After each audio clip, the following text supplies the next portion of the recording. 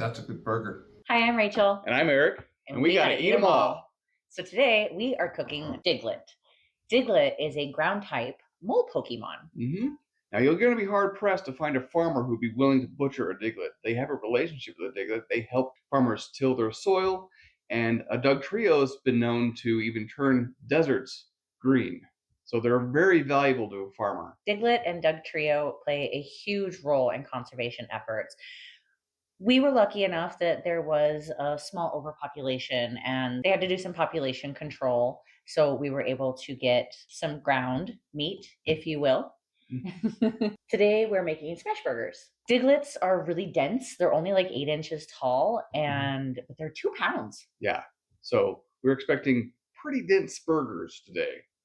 So we're going to add some things to it and spruce it up. And I think this should be really, really tasty. All right. Let's get started. We're going to mix in some additional flavors into our Diglett meat here to kind of elevate it a little bit. So we got some tepig bacon. It's just going to go right in there. And we got a little sour cream. Let's give it some moisture. Like we said, the Diglett's very dense. So adding a little sour cream in here will help lighten and brighten. We're gonna get some ranch seasoning in here. Bunch of cheese. We went with a triple cheddar. Who doesn't love cheese? And then just a little bit of pepper. I highly recommend just mixing that with your hands to make sure it all gets combined. So we're just gonna get right in there. You don't want to overmix it. The meat's already pretty dense. So if you overmix, you're gonna end up with an even thicker, heavier burger, and we definitely don't want that. Does the meat feel heavier to you? It does a little bit, it's very thick and kind of dense.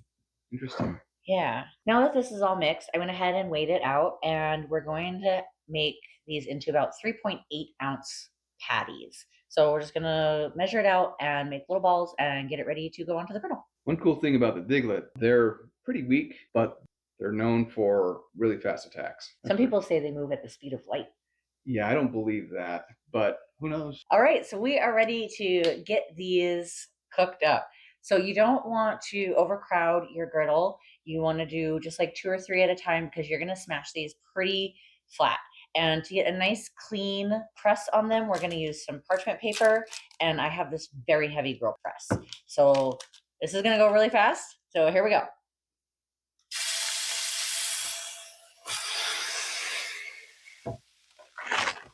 Check it out. We're going to give that about a minute and then flip them over and throw some cheese on them. Oh, that looks great. That looks delicious. Cheese on there. Smells good too.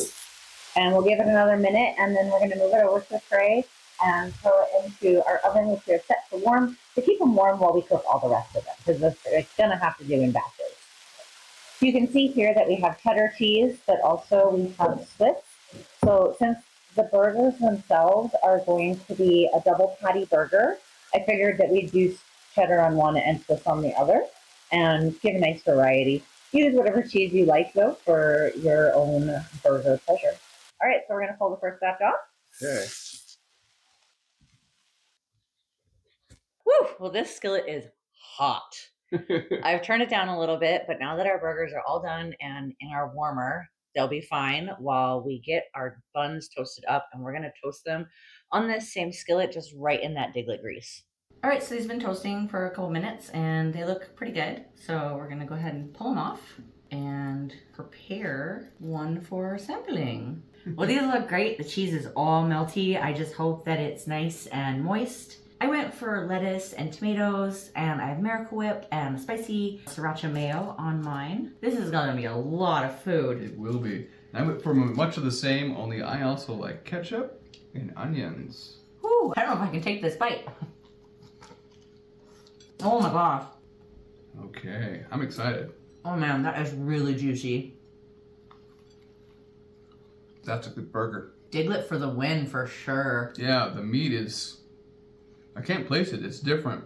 It's got a nice earthy flavor that is crazy good. Really good, really yummy. The kids are gonna go wild for this.